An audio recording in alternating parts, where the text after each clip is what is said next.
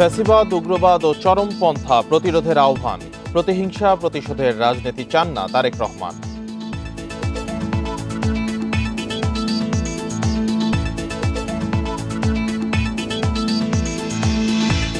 নতুন বাংলাদেশ গড়তে ২৪ দফা ইশতেহার ঘোষণায় এনসিপির। নতুন সংবিধান, সেকেন্ড রিপাবলিকের প্রতিশ্রুতি।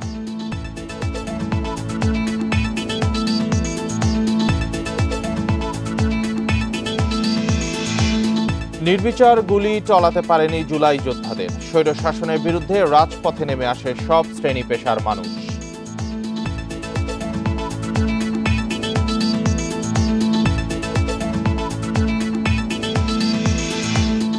গণঅভ্যুত্থানের ১ বছরে স্বাধীন বিচার বিভাগ প্রতিষ্ঠায় নানান সংস্কার, এখনো ফেরেনি আস্থা। স্বাগত ইন্ডিপেন্ডেন্ট সংবাদে, আপনাদের সাথে আছি রাকিব আহমেদ। শিরোনামগুলো জানাচ্ছিলাম, এবার চলে যাচ্ছে বিস্তারিত খবরে। ফ্যাসিবাদ, উগ্রবাদ, চরমপন্থা প্রতিরোধে শিক্ষার্থীদের সচেতন থাকার আহ্বান জানিয়েছেন বিএনপির ভারপ্রাপ্ত চেয়ারম্যান তারেক রহমান। ফ্যাসিবাদ মুক্ত দেশে ছাত্র রাজনীতিতেও পরিবর্তন দরকার বলে মনে করেন তিনি। রোববার রাজধানীর শাহবাগ মোড়ে ছাত্রদলের সমাবেশে এসব কথা বলেন তারেক রহমান। ছাত্রছাত্রী ভাই এবং বোনেরা চাই যে শহীদ পরিবারগুলো রয়েছে তাদেরকে মূল্যায়ন ঠিক করা হচ্ছে না, রাষ্ট্র তাদের দায়িত্ব গ্রহণ করুক। ছাত্র জনতার গণ অভ্যুত্থানের বর্ষপূর্তিতে রাজধানীর শাহবাগে ছাত্রদলের আয়োজনে ছাত্র সমাবেশ। আজকে এখানে লাখো লাখো জনতা, ইউনূস সাহেব দেখে যান। এতে যোগ দেন ঢাকাসহ বিভিন্ন জেলার ছাত্রদল নেতাকর্মীরা। রোববার বেলা ৩টায় কর্মসূচি শুরুর কথা থাকলেও অনেক আগেই জড়ো হন নেতাকর্মীরা। বৈরী আবহাওয়া উপেক্ষা করেই স্লোগানে মুখর হয়ে ওঠে সমাবেশ স্থল।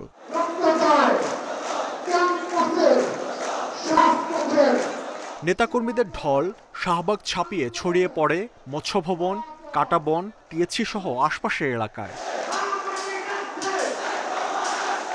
সমাবেশের শুরুতেই বক্তব্য রাখেন ছাত্রদল এবং বিএনপির বিভিন্ন পর্যায়ের নেতারা। চূড়ান্ত আন্দোলনের ডাক দিয়েছিলেন। বিএনপি মহাসচিব বলেন, শেখ হাসিনাকে আর রাজনীতি করতে দেয়া হবে না। হাসিনাকে আর এই দেশে রাজনীতি করার কোনো সুযোগ দিব না। তারুণ্যের প্রথম ভোট ধানের শীষের জন্য হোক। বিএনপির ভারপ্রাপ্ত চেয়ারম্যান বলেন, ফ্যাসিবাদ মানুষের ভোটাধিকার কেড়ে নিয়েছিল, তারা যাতে আর ফিরতে না পারে সে বিষয়ে সবাইকে সজাগ থাকতে হবে। ফ্যাসিবাদ, উগ্রবাদ, চরমপন্থার উৎখাত কিংবা পুনর্বাসন ঠেকাতে শিক্ষার্থীদেরকে অবশ্যই সচেতন থাকতে হবে। তারেক রহমান বলেন, দেশ বিদেশে কর্মসংস্থান সৃষ্টির লক্ষ্যে ক্ষমতায় গেলে কারিগরি শিক্ষায় জোর দেবে বিএনপি। জনগণ চায় রাজনীতির গুণগত পরিবর্তন। সুতরাং আসো, কথামালার রাজনীতি নয়, বরং আমরা শুরু করি মানুষের জীবন মান উন্নয়নের রাজনীতি। সমাবেশে ৯ দফা দাবি তুলে ধরেন ছাত্রদল সভাপতি। জানান, ডাকসু সহ সব ছাত্র সংসদ নির্বাচনে অংশ নেয়ার কথা।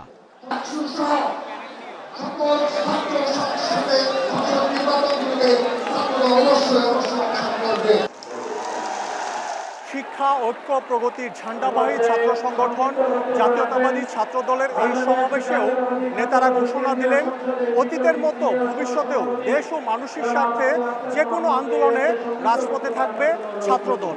সেই সাথে শিক্ষাঙ্গনে গড়ে তুলবে সহাবস্থানের ছাত্র রাজনীতি। মাহমুদ শরীফ, ইন্ডিপেন্ডেন্ট নিউজ, শাহবাগ, ঢাকা। রাজধানীর শাহবাগে ছাত্রদলের সমাবেশ ছিল উৎসব মুখর। রোববার সকাল থেকে বিভিন্ন জেলা থেকে সমাবেশ স্থলে জড়ো হন নেতাকর্মীরা। স্লোগানে স্লোগানে মুখর করে তোলে পুরো এলাকা। তারা বলছেন, এই সমাবেশ গণতন্ত্র পুনরুদ্ধারের মাইলফলক হয়ে থাকবে। দেশের নানা প্রান্ত থেকে খণ্ড খণ্ড মিছিল নিয়ে সমাবেশে যোগ দেন ছাত্রদলের নেতাকর্মীরা। হাতে ছিল জাতীয় ও দলীয় পতাকা। মুন্সিগঞ্জ, গাজীপুর, নরসিংদী সহ বিভিন্ন জেলা থেকে এসেছে নেতাকর্মীরা। তাদের কাছে দিনটি ছিল উৎসবের, আনন্দের। আমরা যেহেতু বিগত দিনে আন্দোলন সংগ্রাম যে করতে গিয়ে বারবার জেল, জুলুম, নির্যাতনের শিকার হয়েছি, এই যে এখন ধরেন আজকে আসলাম, আমাদের আর মামলার আশঙ্কা নাই, জেলে যাইতে হবে না, এই অতটুকু যে একটা স্বাধীন দেশে আমাদের জন্য কত বড় পাওয়া, এটা বলে বোঝানো যাবে না। আজকে আমরা প্রায় ২,৫০০ থেকে ৩,০০০-এর মতো নেতৃবৃন্দ এসেছি নরসিংদী থেকে। আমরা বাসে প্রায় ২৩টি বাস এবং ৪৭টি হাইক্স নিয়ে এসেছি। আজকে এই দেশ স্বাধীন মুক্তভাবে আমরা একটা ছাত্র সমাবেশের আয়োজন করতে পারছি। সবার মুখে কি সুন্দর আপনি হাস্যোজ্জ্বলভাবে স্বতঃস্ফূর্তভাবে অংশগ্রহণ করেছে, সেটা আপনারা অবশ্যই দৃষ্টি উপলক্ষ করেছেন। ছাত্রদল নেতাকর্মীরা বলছেন, এই সমাবেশ গণতন্ত্র পুনরুদ্ধারের মাইল ফলক হয়ে থাকবে। তাদের সবার অপেক্ষা জাতীয় নির্বাচনের। যে কটা নির্বাচনী আসন আছে, 3টি আসন, সেই 3টি আসনে মুন্সিগঞ্জ জেলা ছাত্রদল অতন্ত্র প্রহরী ভূমিকা রাখবে, যাতে ফ্যাসিস্ট সরকারের বা কোনো প্রোপাগান্ডা মব সৃষ্টি করতে না পারে। ছাত্রদল সবসময় ভালো কাজের মধ্যে সাধারণ জনগণের পাশে সবসময় ছিল। আমরা সবসময় সাধারণ জনগণের পাশে থাকতে চাই, সাধারণ মানুষের জন্য কাজ করতে চাই। শাহবাগ মোড় ছাপিয়ে ঢাকা বিশ্ববিদ্যালয় মৎস্য ভবন পর্যন্ত ছড়িয়ে পড়ে নেতাকর্মীরা। Adilur Rahman, independent news, Dhaka. নতুন সংবিধান প্রণয়ন ও সেকেন্ড রিপাবলিক সহ ২৪ দফার ইশতেহার ঘোষণা করেছে এনসিপি। রোববার বিকেলে কেন্দ্রীয় শহীদ মিনারে ইশতেহার ঘোষণা দেন দলের আহ্বায়ক নাহিদ ইসলাম। এ সময় র্যাব বিলুপ্ত এবং গোয়েন্দা সংস্থাকে রাজনৈতিক হাতিয়ার হিসেবে ব্যবহার বন্ধে আইনি কাঠামো তৈরির দাবি জানান নেতারা।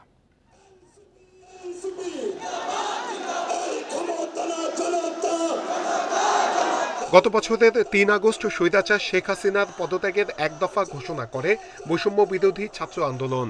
সরকারের পতন হয় ৫ আগস্ট। এক বছর পর সেই দিবসে কেন্দ্রীয় শহীদ মিনারে সমাবেশের আয়োজন করে জাতীয় নাগরিক পার্টি। এ সময় নেতারা অভিযোগ করেন, অনেক জায়গায় এনসিপিকে রাজনৈতিক কর্মসূচি পালনে বাধা দেয়া হচ্ছে। তাদেরকে রাজনৈতিকভাবে মোকাবিলা করা হবে। সরকারের কাছে মৌলিক সংস্কারের নিশ্চয়তা চাইতে এসেছি। আমরা আমাদের অসহায় শহীদ পরিবারগুলো একমাত্র অবলম্বন হারানো শহীদ পরিবারদের পুনর্বাসন চাইতে এসেছি। কেউ যদি ভয় দেখায়, কেউ যদি হুমকি দেয়, আপনারা পিছু হটবেন না। আমরা জানি এলাকায় এলাকায় আপনাদেরকে বাধা দেওয়া হচ্ছে, এনসিপির কর্মীদেরকে বাধা দেওয়া হচ্ছে। এনসিপি নেতারা আরো বলেন, সাম্যের বাংলাদেশে ফ্যাসিবাদের আর জায়গা হবে না। জুলাই সনদের প্রতিটি বিষয় বাস্তবায়নের দাবি জানান তারা। বিভিন্ন অঞ্চলে হৃদরোগ এবং ট্রমা এবং অন্যান্য বিশেষায়িত কেন্দ্র স্থাপন করব। চিকিৎসার অভাবে যাতে কারো প্রাণহানি, অহেতুক প্রাণহানি না হয়, এমন চিকিৎসা ব্যবস্থা আমরা গড়ে তুলব। যারা ক্ষমতায় এসেছে তারা জনগণের কাছে জবাবদিহি করে নাই। আমরা এমন এক রাষ্ট্র ব্যবস্থা চাই যেখানে প্রধানমন্ত্রী থেকে মেম্বার পর্যন্ত প্রত্যেক জনপ্রতিনিধিকে জনগণের কাছে জবাবদিহিতা করতে হবে। সমাবেশ থেকে নতুন সংবিধান ও সেকেন্ড রিপাবলিক সহ ২৪ দফা ইশতেহার ঘোষণা করেন এনসিপির আহ্বায়ক নাহিদ ইসলাম। আমরা গড়ে তুলব এমন কাঠামো যেখানে পুলিশ হবে মানবাধিকারের রক্ষক, নাগরিকের সেবক। আমরা পুলিশ ও আইন শৃঙ্খলা বাহিনীর রাজনৈতিক অপব্যবহার বন্ধে ও তাদের বদলি পদায়নের স্বচ্ছ ব্যবস্থা চালু করতে একটি স্থায়ী পুলিশ কমিশন গঠন করব। যে কোনো গ্রেফতারের ক্ষেত্রে ওয়ারেন্ট বা সুস্পষ্ট কারণ উল্লেখ করতে হবে। জুলাই গণঅভ্যুত্থানে হত্যাকাণ্ডের বিচারের গতি নিয়ে ক্ষোভ জানান এনসিপি নেতাকর্মীরা। স্বপ্নের নতুন বাংলাদেশ গড়ি। নূরে আলম, ইন্ডিপেন্ডেন্ট নিউজ, ঢাকা। জুলাই ঘোষণাপত্র পাঠ অনুষ্ঠানে সারা দেশ থেকে ৮ জোড়া ট্রেনে করে রাজধানীতে আসবে ছাত্র জনতা। বিশেষ ট্রেনগুলো পরিচালনার জন্য সূচি তৈরি করা হয়েছে। এসব ট্রেনের ভাড়া পরিশোধ করবে মুক্তিযুদ্ধ বিষয়ক মন্ত্রণালয়। রেলপথ মন্ত্রণালয় জানায়, জুলাই ঘোষণাপত্র পাঠ অনুষ্ঠানে অংশ নিতে আসা ছাত্র জনতার জন্য ট্রেন ভাড়া করার বিষয়ে রোববার জুলাই গণঅভ্যুত্থান অধিদপ্তর চিঠি দেয় মুক্তিযুদ্ধ বিষয়ক মন্ত্রণালয়কে। এরপর তারা প্রয়োজনীয় ব্যবস্থা নিতে রেলপথ মন্ত্রণালয়কে চিঠি দেয়। চিঠির পর ৮টি বিশেষ ট্রেনের ব্যবস্থা করা হয়। ১৬টি কোচের সমন্বয়ে তৈরি বিশেষ ট্রেন চট্টগ্রাম থেকে ঢাকায় আসবে। এই ট্রেনের জন্য রেল কর্তৃপক্ষ ভাড়া নির্ধারণ করেছে ৭ লাখ টাকার কিছু বেশি। এছাড়া গাজীপুরের জয়দেবপুর থেকে আরেকটি বিশেষ ট্রেন চলবে ৮টি কোচ নিয়ে। এরকম রাজশাহী, সিলেট ও রংপুর থেকেও ট্রেনে রাজধানীতে আসবে ছাত্র জনতা। পাবলিক এই অনুষ্ঠানে আসার জন্য ইচ্ছা প্রকাশ করছে। এটা তো একটা এই জুলাই তো কারো একার অনুষ্ঠান না, শুধু ঢাকার ব্যাপার না। তো ওই জন্য ওরা একটা চাইছে, তো সেইটার রেসপন্সে জুলাই অধিদপ্তর এই আয়োজনটা করছে। আর এটার জন্য railway will receive full payment. Quota নিয়ে শিক্ষার্থীদের আন্দোলনের শুরু যেই আদালতের রায় ঘিরে এক বছরে সেই বিচারাঙ্গনে কতটা পরিবর্তন হলো? গণঅভ্যুত্থানের আকাঙ্ক্ষা পূরণে সবাই কি ন্যায় বিচার পাচ্ছেন? এসব প্রশ্নের উত্তরে আইন কর্মকর্তা ও সাধারণ আইনজীবীরা মিশ্র প্রতিক্রিয়া জানিয়েছেন। স্বাধীন বিচার বিভাগের জন্য সরকারের উদ্যোগের প্রশংসা করেছেন সবাই। আওয়ামী লীগ সরকার পতনের 2 দিন পর 10 আগস্ট সুপ্রিম কোর্টে ছাত্র জনতার বিক্ষোভের মুখে পদত্যাগ করেন তৎকালীন প্রধান বিচারপতি ও আপিল বিভাগের 5 বিচারপতি। হাইকোর্টে বিতর্কিত 12 বিচারপতিকে পাঠানো হয় ছুটিতে, রদবদল করা হয় অধস্থান আদালতের কয়েকশো বিচারককে। সব ধরনের প্রভাবমুক্ত স্বাধীন বিচার বিভাগ প্রতিষ্ঠায় আলাদা সচিবালয় সহ নানা উদ্যোগ নেয় সরকার। প্রথমবার আইন করে পরীক্ষার মাধ্যমে নিয়োগ হচ্ছে হাইকোর্টের বিচারপতি। মামলা জট ও ভুয়া মামলা কমাতে সংস্কার হয়েছে বিভিন্ন আইন। জাস্টিস সিস্টেমের মধ্যে পলিটিক্স ঢুকে গিয়েছিল, আমাদের জুডিশিয়ারিতে এই মুহূর্তে পলিটিক্সটা খুব ওইভাবে কাজ করছে। ক্রিমিনাল প্রসিডিউর কোডের 173A এই অ্যামেন্ডমেন্টটা নিয়ে আসা হলো যে একটা মামলা হওয়ার পরে 15 দিনের মধ্যে একটা প্রিলিমিনারি রিপোর্ট দিয়ে যাদের কোনোই সংশ্লিষ্টতা পাওয়া যাচ্ছে না তাদেরকে বাদ দিয়ে দেওয়া হবে। অভ্যুত্থানের মাত্র 1 মাসের মধ্যে নতুন প্রসিকিউশন টিম নিয়োগ দিয়ে শেখ হাসিনা সহ মানবতাবিরোধী অপরাধের অভিযুক্তদের বিচার শুরু করে সরকার। ডিসেম্বরের মধ্যে বেশ কয়েকটি মামলার রায়ের আশায় রাষ্ট্রপক্ষ। যেগুলো প্রত্যেকটা মানুষ দেখেছে, যেগুলোর আহত নিহতরা এখনো হাসপাতালে, তাদের চিকিৎসা চলমান আছে, এরকম একটা তাজা এভিডেন্সের বিচার এখন হচ্ছে। এই ট্রাইব্যুনাল হওয়ার পরে যতগুলো প্রশ্ন ডিফেন্স থেকে অথবা আওয়ামী লীগ থেকে তোলা হয়েছে সবগুলোই কিন্তু প্রসিকিউশনের বিরুদ্ধে। বিচারক নিয়ে কোনো প্রশ্ন তোলার সুযোগই তারা পায়নি। এটাই হলো এই ট্রাইব্যুনালের সবচেয়ে বড় নিরপেক্ষতা। তবে এত কিছুর পরও বিচার বিভাগের প্রতি জনগণের আস্থা ফেরেনি, বিচারকরা নির্ভয়ে কাজ করতে পারছেন না বলে অভিযোগ অনেক আইনজীবীর। বিচারকরা স্বাধীনভাবে বিচার করতে পারবে এই কথা কেউ বলতে পারবে না, এবং যার কারণে কিন্তু বিচারের ক্ষেত্রে আমরা অবিচার দেখছি। অনেক সময় হাজার হাজার লক্ষ লক্ষ মনো সরকারই বলছে এগুলো মিথ্যা মামলা, কিন্তু আমরা আদালতে আসলে আমাদের জামিন হচ্ছে না। আইনজীবীরা বলছেন ন্যায় বিচার প্রতিষ্ঠার সব বাধা দূর করতে না পারলে প্রশ্নবিদ্ধ হবে এই গণ অভ্যুত্থান। Zahidul Bashar, independent news, Dhaka. রাজশাহী বিশ্ববিদ্যালয়ে শিক্ষক নিয়োগে এক প্রার্থীকে জামায়াতের সাবেক এক এমপি সুপারিশ করেছেন। সুপারিশ করা সেই প্রবেশপত্রটি বিশ্ববিদ্যালয়ের উপাচার্যের ফেসবুক আইডি থেকে ভাইরাল হয়। পরে তিনি সেটি সরিয়ে নিলেও সামাজিক যোগাযোগ মাধ্যমে এ নিয়ে চলছে সমালোচনার ঝড়। শনিবার রাত 11টার পর রাজশাহী বিশ্ববিদ্যালয়ের উপাচার্য অধ্যাপক ফরিদ উদ্দিন খানের ফেসবুক অ্যাকাউন্টে আপলোড হয় সুপারিশ করা একটি প্রবেশপত্র। এতে শিক্ষক নিয়োগে এক প্রার্থীকে জামায়াতের সাবেক এমপি লতিফুর রহমান স্বাক্ষরিত সুপারিশ দেখা যায়। মুহূর্তের মধ্যে এটি ছড়িয়ে পড়ে সামাজিক যোগাযোগ মাধ্যমে। এ নিয়ে শুরু হয় সমালোচনা। লেজুর ভিত্তিক যে দলগুলো আছে সেই দলগুলোর বাইরে গিয়ে টিচারগুলোকে এখানে বসানো হয়েছে যাতে জুলাইটাকে স্টাবলিশ করা হয়, তারা যেন জুলাইয়ের চেতনাটাকে ধারণ করতে পারে। জুলাই আন্দোলনের একটা অন্যতম ম্যান্ডেট ছিল যে বৈষম্যের বিরুদ্ধে প্রতিবাদ, কিন্তু আমরা মনে হয় না যে সেই বৈষম্য থেকে বেরোতে পারছি। প্রবেশপত্র আপলোড হওয়ার কিছুক্ষণ পরই তা মুছে ফেলেন উপাচার্য। এরপর নিজের অবস্থানও পরিষ্কার করেন তিনি। বলেন প্রতিনিয়তই এমন সুপারিশ আসে, তবে তা নিয়োগ কার্যক্রমে কোনো প্রভাব ফেলে না। এটা আসলে কোনো ইন্টেনশনাল না, কোনো ষড়যন্ত্র না, এটা জাস্ট অ্যাক্সিডেন্টালি আমার হোয়াটসঅ্যাপে এই ছবিটা ছিল, সেখান থেকে ফেসবুক স্টোরিতে চলে এসে আর কি। ফলে এটা অনেকেই করেন আর কি, কিন্তু আমরা নিয়োগ প্রক্রিয়ায় আমাদের যে প্রসিডিওর সেটাই ফলো করা হয়, ফলে এইগুলো আসলে গুরুত্ব পায় না আর কি। হয়তো আসে তাদেরকে বলি যে ভালো করে পড়ালেখা করতে বলেন। সুপারিশের সংস্কৃতি থেকে মানুষ বের হতে পারেনি জানিয়ে রাবি উপাচার্য বলেন, নিয়োগ প্রক্রিয়ায় মেধা ও যোগ্যতার বাইরে কোনো কিছু মূল্যায়নের সুযোগ নেই। কারো যদি সৎসাহস থাকে তাহলে তারা খতিয়ে দেখতে পারে যে এখন যারা নির্বাচিত হচ্ছে তাদের একাডেমিক কোয়ালিফিকেশন কি, তাদের পাবলিকেশন রেকর্ড কি, তাদের ডিগ্রির কি অবস্থা, এবং এর আগে যেগুলো নিয়োগপ্রাপ্ত হয়েছে সেগুলোর কি অবস্থা। এটা তুলনা করা মোটেই কঠিন না, সমস্ত ডকুমেন্ট ওপেন। শুধু অভিযোগ তুললে তো হবে না, দেখাতে হবে যে ঠিক কোন জায়গায় কোন প্রক্রিয়ায় কোথায় অসুবিধা হয়েছে। সাধারণ শিক্ষার্থীরা বলছেন কোটা বিরোধী আন্দোলনের ফলশ্রুতিতেই আজকের নতুন বাংলাদেশ। এমন বাস্তবতায় সুপারিশে চাকরি কোনোভাবেই মানা হবে না। Ahsan Habib Apu, independent news, Rajshahi. মার্কিন যুক্তরাষ্ট্রের পাল্টা শুল্ক কমানোর পর ফিরতে শুরু করেছে স্থগিত হওয়া ক্রয়াদেশ। এতে দেশের রপ্তানিকারকদের পাশাপাশি যুক্তরাষ্ট্রের ক্রেতাদের মধ্যেও স্বস্তি ফিরেছে। উদ্যোক্তারা বলছেন, এক মৌসুমে কিছুটা বিক্রি কমলেও দীর্ঘমেয়াদী ব্যবসা বাড়ানোর সুযোগ রয়েছে।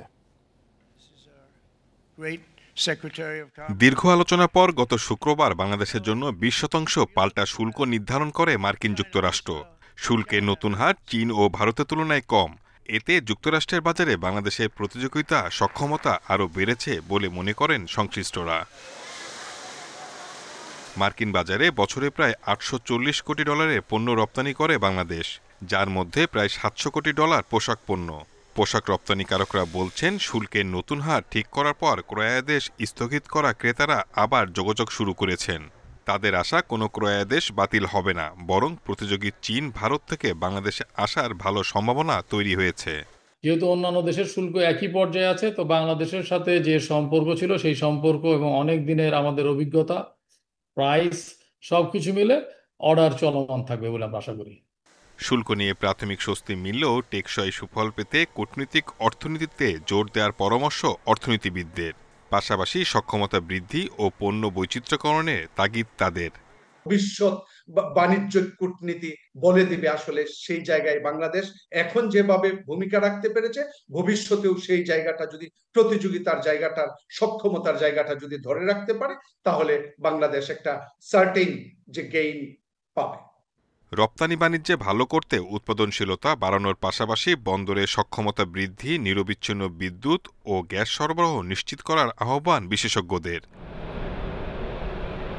Shahid Ahmed, independent news, Dhaka. 3 দফা দাবিতে অনির্দিষ্টকালের কর্মবিরতি পালন করছে সুনামগঞ্জ জেলা সড়ক পরিবহন শ্রমিক ঐক্য পরিষদ। রোববার রাত 8টা থেকে কর্মবিরতি পালন করায় সারা দেশের সাথে সুনামগঞ্জের বাস চলাচল বন্ধ রয়েছে। ফলে ভোগান্তিতে পড়েছেন পর্যটক সহ সাধারণ যাত্রীরা।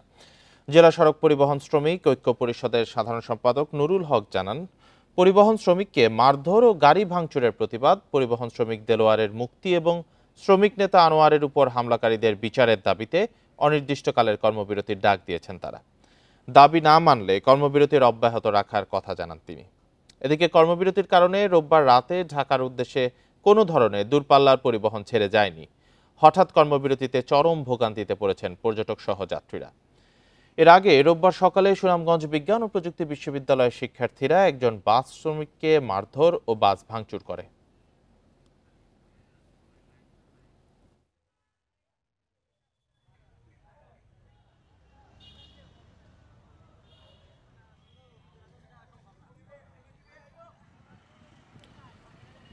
আশুলিয়ায় লরি চাপায় মা ছেলে সহ অটোরিকশার 3 যাত্রী নিহত হয়েছেন। আহত হয়েছেন আরও একজন। রাতে আশুলিয়ার নবীনগর চন্দ্রা মহাসড়কের বাইপাইলে এই দুর্ঘটনা ঘটে। হাইওয়ে পুলিশ জানায়, বাইপাল থেকে অটোরিকশাটি যাত্রী নিয়ে মহাসড়কের উল্টো পথ দিয়ে বলিভদ্র যাচ্ছিল। এ সময় দ্রুতগামী একটি লরি অটোরিকশাটিকে চাপা দেয়। এতে ঘটনাস্থলে অটোরিকশার এক যাত্রী নিহত হন। আহত অবস্থায় 3 জনকে উদ্ধার করে গণস্বাস্থ্য হাসপাতালে নেওয়া হলে নূরজাহান বেগম ও তার 5 বছরের ছেলে মোহাম্মদ আবদুল্লাহর মৃত্যু হয়। দুর্ঘটনার পরই লরিটি আটক করা হলেও চালক পলাতক।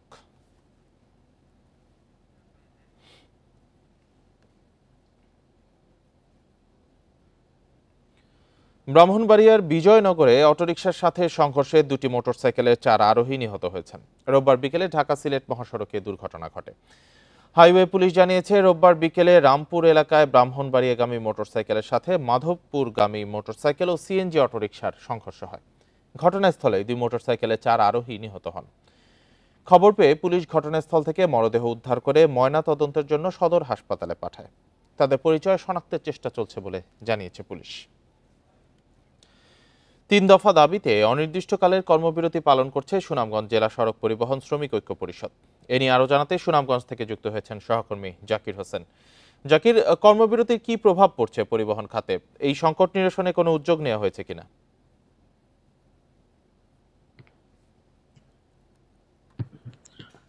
দেখুন, গতকালকে সন্ধ্যার সময় থেকেই হঠাৎ করেই পরিবহন যে শ্রমিকরা সুনামগঞ্জ জেলার প্রত্যেকটি শ্রমিক ইউনিয়ন কিন্তু কর্মবিরতির ডাক দিয়েছে, যার ফলে যান চলাচল একেবারেই বন্ধ রয়েছে। সারা দেশের সাথে সুনামগঞ্জের যোগাযোগ ব্যবস্থা বন্ধ রয়েছে। তো প্রভাব আসলে গত রাত্রে থেকে আমরা দেখেছি, বিশেষ করে ঢাকা, সুনামগঞ্জ থেকে যে ঢাকা সহ দেশের বিভিন্ন প্রান্তে যেসব বাসগুলো যায়, সেই সব বাস কিন্তু ছেড়ে যায়নি।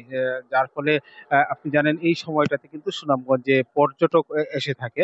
তো পর্যটকরা কিন্তু চরম একটি সমস্যার মধ্যে পড়েছিল। পর্যটক ছাড়াও যে সমস্ত সাধারণ মানুষ রয়েছে সুনামগঞ্জের, সাধারণ মানুষ যারা ঢাকা সহ দেশের বিভিন্ন প্রান্তে জরুরি কাজে যাওয়ার কথা ছিল, তারা কিন্তু চরম একটা বিপাকে পড়েছিল। আমরা দেখেছি অনেক পর্যটক এবং সাধারণ মানুষ কিন্তু তারা সুনামগঞ্জ থেকে বিভিন্ন উপায়ে কিন্তু সিলেট পর্যন্ত গিয়েছে, তারপরও সিলেট থেকে হয়তো বা বিভিন্ন মাধ্যমে গিয়েছে। তো আজকে সকাল থেকে আমরা দেখছি, কারণ অনেকেই জানে না এই যে কর্মবিরতি চলছে, কর্মবিরতির কারণে যে যান চলাচল, যে অর্থাৎ বাস চলাচল বন্ধ রয়েছে, মানুষ এসে কিন্তু অনেকটাই চরম একটা বিপাকের মধ্যে পড়েছে। এর মধ্যে আজকে বৈরী আবহাওয়া, অর্থাৎ সকাল থেকে কিন্তু মুষলধারে বৃষ্টি হচ্ছে। ভোর রাত্র থেকে মুষলধারে বৃষ্টি হওয়ার বৃষ্টিকে উপেক্ষা করেই যারা বিভিন্ন গন্তব্যে যাওয়ার কথা, অর্থাৎ সিলেট থেকে ঢাকা পর্যন্ত যারা যাওয়ার কথা, তারা কিন্তু সুনামগঞ্জ জেলা সদরে এসে পৌঁছেছে। কিন্তু পৌঁছে তারা এখন পর্যন্ত কোনো প্রকার বাস না পাওয়া চরম একটা বিড়ম্বনায় পড়েছে। তো এই সমস্যার উত্তরণে আসলে আমি কথা বলেছিলাম গতকালকে অতিরিক্ত জেলা ম্যাজিস্ট্রেট মোহাম্মদ রেজাউল করিমের সাথে। তিনি আমাদেরকে জানিয়েছেন আজকে সকাল 11টা নাগাদ শ্রমিক ইউনিয়নের নেতাদের সাথে তারা বৈঠকে বসবেন। তো বৈঠকের পরই আসলে জানা যাবে যে এই যে আজকে কর্মবিরতির যে কি হবে না হবে সেটা ফলাফল পাওয়া যাবে। তো এছাড়াও শ্রমিক ইউনিয়নের নেতারা যেটা বলছেন যে তাদেরকে 3 দফা, অর্থাৎ সুনামগঞ্জ বিজ্ঞান ও প্রযুক্তি বিশ্ববিদ্যালয়ের শিক্ষার্থীদের সাথে তাদের যে বাস শ্রমিকদের প্রায়ই একটা বাকবিতণ্ডা হয়ে থাকে বাস ভাড়া নিয়ে। তো সেটাও একটা বিষয় রয়েছে, এবং আরো তাদের 2টি ন্যায্য দাবি রয়েছে। তাদের দাবি হচ্ছে তারা এই ন্যায্য দাবি করছেন, সেই সমস্ত দাবির প্রেক্ষিতেই কিন্তু আজকে এই যে কর্মবিরতি পালন করছে। তো কর্মবিরতির ফলে আসলে সুনামগঞ্জে সাধারণ মানুষ যেমন বিপাকে পড়েছেন, দেশের বিভিন্ন প্রান্ত থেকে আসা পর্যটকরাও কিন্তু অনেকটাই বিপাকে পড়েছেন। তো এই ছিল আমার কাছে সুনামগঞ্জের পরিবহন শ্রমিকদের কর্মবিরতির সর্বশেষ খবরাখবর। সুনামগঞ্জ থেকে জানাচ্ছিলেন সহকর্মী জাকির হোসেন।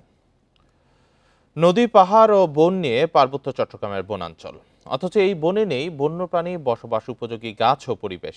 গভীর বনেও আদি প্রজাতির বৃক্ষের দেখা মেলে না। ফলের গাছ না থাকায় বনভূমি ছেড়ে চলে যাচ্ছে স্তন্যপায়ী ও সরীসৃপ প্রাণী। অল্প কিছু পাখি ও উভয়চর প্রাণী বেঁচে আছে পার্বত্য বনে। বন্যপ্রাণী গবেষক রেজা খান বলছেন, পাহাড়ি বনের স্বাভাবিক বৈশিষ্ট্য হারিয়ে গেছে। বাস্তুতন্ত্র ফিরিয়ে আনতে নিতে হবে দীর্ঘমেয়াদী পরিকল্পনা। রাঙামাটির পাবলাখালী বন্যপ্রাণী অভয়ারণ্য প্রাচীন এক বন, সাথে আছে কাঁচালং কাপ্তাই সংরক্ষিত বনভূমি। কালের বিবর্তনে এই বনাঞ্চলের পুরনো সব গাছ হারিয়েছে, বেড়েছে বসতি, উজাড় হয়েছে সিভিট, গর্জন, চাপালিশ, তেলসুর, শিলকড়ই, বৈলাম প্রজাতির আদি বৃক্ষ। গবেষকেরা বলছেন, ব্রিটিশ শাসন থেকে বাংলাদেশ স্বাধীন হওয়ার পর পর্যন্ত পাহাড়ি বনে গাছ কাটা হয়েছে সরকারি নির্দেশে। বনে এখন যেসব গাছ আছে তার সর্বোচ্চ বয়স 30 থেকে 40 বছরের মধ্যে। বনে যতগুলো গাছ আমাদের চোখে পড়েছে নিচে থেকে উপর পর্যন্ত, আমার মনে হয়নি কোনো গাছের বয়স 30 বছরের বেশি হবে। ব্রিটিশ যে পদ্ধতি শুরু করেছিল শালবন এবং চিটাগাং হিল ট্যাক্স, সেটা ছিল সবচেয়ে ডেট্রিমেন্টাল। এবং এখন বলে না বন বিভাগ, তাদের একটা প্রসেস ছিল clear felling process. Clear felling কথার মানে হলো মাটি ছাড়া সব সাফ করে সরিয়ে ফেলা। ব্রিটিশ এই সিস্টেমটা শুরু করে এবং বাংলাদেশ আমলের প্রথম দিকেও এই সিস্টেম ছিল। রাঙামাটি, খাগড়াছড়ি সহ বান্দরবনের সাঙ্গু অভয়ারণ্যে কালীভদ্রে দেখা মেলে লামচিতা, মেঘলা চিতা, ঢোলকুকুর, চশমা পরা হনুমান, ধনেশ পাখি। কক্সবাজারের ফাঁসিয়াখালী, টেকনাফ বন্যপ্রাণী অভয়ারণ্য ও চট্টগ্রামের চুনতি, হাজারিখিল, দুধপুকুরিয়া, ধোপাছড়ি বনের চিত্র একই। এখানে অল্প সংখ্যক বনহাতি, পাখি, হরিণ, বানর আছে। তবে বনে ফলের খাবার, পানি ও আবাসন সংকটে এদের অস্তিত্ব এখন চরম হুমকিতে। ফলের জন্য যারা নির্ভরশীল তার মধ্যে হলো বানর, হনুমান মানে স্তন্যপায়ী প্রাণীর মধ্যে, আর হলো উল্লুক। উল্লুক সারা পার্বত্য চট্টগ্রামে ৩-৪টা স্পটের বেশি কোথাও নাই। যখন বন ধ্বংস হয়েছে এবং যখন কাপ্তাই হ্রদ হয়েছে, এই দ্বিমুখী আক্রমণের ফলে পার্বত্য চট্টগ্রামের ভার্চুয়ালি যে সব বন্যপ্রাণী থাকার কথা ছিল সেগুলো নাই, এবং পাবলিক যেগুলোকে চেনে তার একটিও নাই। গবেষকেরা বলছেন, সংরক্ষিত বনে অবাধ পর্যটনের ওপর নিষেধাজ্ঞা জরুরি। সঠিক পরিকল্পনা নিলে ফেনী, কর্ণফুলী, সাঙ্গু, মাতামুহুরী নদীর অববাহিকায় এখনও যেসব বনভূমি বেঁচে আছে সেখানে আবারও অনেকাংশে প্রাণ প্রকৃতি ফিরিয়ে আনা সম্ভব। Shahriar Anirban, independent news, Dhaka. দীর্ঘদিন সংস্কার না হওয়ায় ফরিদপুর, রংপুর ও বরগুনার অনেক জায়গায় বেহাল সড়ক। বৃষ্টিতে খানাখন্দে পড়ে প্রায় ঘটছে ছোট বড় দুর্ঘটনা। দুর্ভোগে চলাচলকারীরা। দ্রুত সড়কগুলো মেরামতের দাবি ভুক্তভোগীদের। এমন বেহাল দশা ফরিদপুর ভাঙ্গা মহাসড়কের। দীর্ঘদিন সংস্কার না হওয়ায় ৩০ কিলোমিটার সড়কটির ২২ কিলোমিটারে তৈরি হয়েছে ছোট বড় খানাখন্দ। ফলে ব্যবহারের অনুপযোগী হয়ে পড়েছে সড়কটি। ভোগান্তিতে চালক ও যাত্রীরা। এই রাস্তায় আমি একটা রুগী নিয়ে যাতায়াত করলে যে জায়গায় আমার লাগে ২০ মিনিট, ওই জায়গায় আপনার হচ্ছে সর্বোচ্চ ১ ঘন্টা ১.৫ ঘন্টা সময় লাগে। প্রতিদিনই অনবরত সড়ক দুর্ঘটনা ঘটতেছে। আজকে আমার সামনে ৩টা অটো পড়ে গেল। খানাখন্দে ভরা রংপুর নগরের জাহাজ কোম্পানি মোড় থেকে সাতমাথা পর্যন্ত প্রায় ৫ কিলোমিটারে ঘটছে ছোট বড় দুর্ঘটনা। যে রাস্তাটা এত ভাঙা, এত পরিমাণ ভাঙা, কেউ চোখে দেখে না, কোনো প্রশাসনও চোখে দেখে না। স্কুলের ছাত্রছাত্রীরা যাইতে পারে না, উল্টি রিক্সার থেকে পড়ে আহত হয়। বরাদ্দের অভাবে কাজ শুরু করতে পারছে না নগর কর্তৃপক্ষ। রংপুরে যে বাজেট বরাদ্দ, তাতে এত বড় রাস্তা আমাদের সক্ষমতায় কোনো নির্মাণ করাটা আসলে আমাদের জন্য সম্ভব না। সেই কারণে এটা আমরা প্রজেক্টের প্রপোজাল আকারে পাঠিয়েছি। তবে জরুরি বিবেচনায় খুব বেশি যে জায়গায় মেরামতের জরুরি হয়ে পড়েছে সে জায়গায় একটু মেরামতের জন্য আমরা উদ্যোগ নিয়েছি। একই চিত্র বরগুনার আমতলী তালতলী আঞ্চলিক সড়কের ২২ কিলোমিটারে।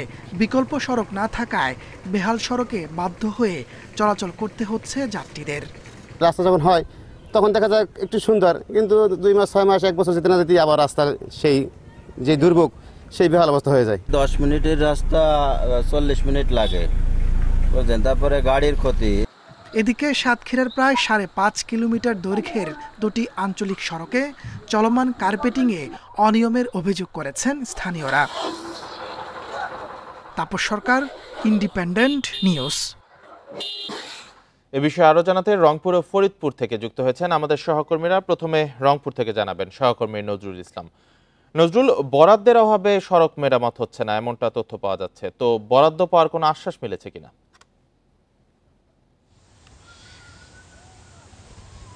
ভাই, রাস্তার রিপোর্টের সাথে কি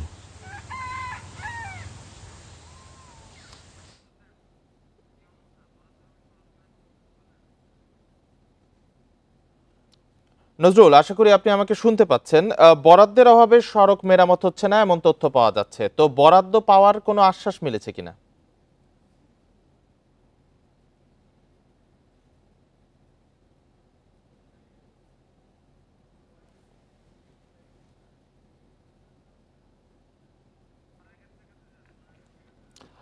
নজরুল ইসলামের সাথে আমাদের সংযোগটি বিচ্ছিন্ন হয়ে গেছে। আমরা এবার ফরিদপুরে আমাদের সহকর্মী এস.এম. মাসুদুর রহমানের কাছে যাচ্ছি। মাসুদুর রহমান, ফরিদপুর ভাঙ্গা সড়কটি গুরুত্বপূর্ণ একটি সড়ক, তো এই সড়কটি মেরামতে কর্তৃপক্ষের কাছে গুরুত্ব পাচ্ছে না কেন? পাশাপাশি দুর্ভোগের চিত্রটি জানাবেন এই সড়ক ব্যবহারকারীদের। আসলে ফরিদপুর ভাঙ্গা যে সড়কটি, এটি মহাসড়কে সড়ক রয়েছে। এই মহাসড়কটি দিয়ে পদ্মা সেতু হয়ে দক্ষিণ পশ্চিম অঞ্চলের বেশ কিছু জেলার যানবাহন যাতায়াত করে। এছাড়া ফরিদপুর বরিশাল মহাসড়কে এটা নামকরণ আছে, যে কারণে এই মহাসড়কটি দীর্ঘদিন ধরে খানাখন্দে ভরে গেছে। সম্প্রতি এই বৃষ্টিতে গত ১-২ মাসে এই রাস্তাটির আরো বেহাল দশা হয়েছে। আমি যদি একটু সচিত্রে দেখাতে চাই যে ফরিদপুর শহর থেকে ভাঙার যে ৩০ কিলো রাস্তা মহাসড়ক, এই মহাসড়কের প্রায় ২২ কিলো রাস্তাতেই এই প্রচুর খানাখন্দে ভরে গেছে। বৃষ্টির কারণে সেই খানাখন্দের ভিতরে পানি জমে আছে। পানি জমে থাকার কারণে এই সড়কের যান চলাচল একেবারেই অনুপযোগী হয়ে পড়েছে। আমি কথা বলেছি ফরিদপুর সড়ক ও জনপথ বিভাগের নির্বাহী প্রকৌশলী খালিদ সাইফুল্লাহ সর্দারের সাথে তার কাছে জানতে চাইছি সড়কটি মেরামত বা স্থায়ী কোনো উপযোগী ভাবে যাতায়াতের সুব্যবস্থার ব্যাপারে কি ধরনের ব্যবস্থা নিয়ে আছে। তিনি বলেছেন যেহেতু সড়কটি 4 লেন প্রকল্পের আওতায় 2017-18 সালে একনেক থেকে পাশ করার পর থেকে সরকারিভাবে জমি অধিগ্রহণের কার্যক্রম শুরু করে 500 কোটি টাকা সরকারের রাজস্ব খাতে থেকে এলএ শাখায় দেওয়া হয়, কিন্তু জমি অধিগ্রহণ না থাকায় এই রাস্তাটি বড় ধরনের কোনো সংস্কার কাজ শুরু করে নাই। কিন্তু সম্প্রতি রাস্তাটি এতটাই বেহাল দশা হয়ে পড়ায় সম্প্রতি কিছু মেরামতের জন্য 49 কোটি টাকায় সড়কটির মেরামতের কাজ শুরু করে, যে কাজটি ইট এই মহাসড়কে ইটের মাধ্যমে সংস্কার করা হচ্ছে। এই ইটের সংস্কারে তেমন একটা কাজ আসছে না বলে জানাচ্ছেন এই ব্যবহারকারীরা। আর এই সড়কে যেখানে 50 মিনিটে ফরিদপুর থেকে ভাঙ্গা যাতায়াত করা যায়, সেখানে প্রায় 1.5 থেকে 2 ঘন্টা সময় লাগছে। এছাড়া প্রতিটি যানবাহন এই চলাচলের কারণে যানবাহন দুর্ঘটনার শিকার হচ্ছে, পাশাপাশি যানবাহন বিকল হচ্ছে, টায়ার, সাসপেনশন, রিং সহ বিভিন্ন যন্ত্রাংশ ভেঙে পড়ছে, ব্যাপকভাবে ক্ষতি হচ্ছে এই মহাসড়কে। বর্তমানে এই মহাসড়কটির যে সংস্কার কাজ, সেই সংস্কার কাজে কোনো কাজে আসছে না, কারণ বৃষ্টির কারণে যে ইটের মাধ্যমে যে সোলিং এর কাজ করা হচ্ছে তেমন একটা কাজ আসছে না।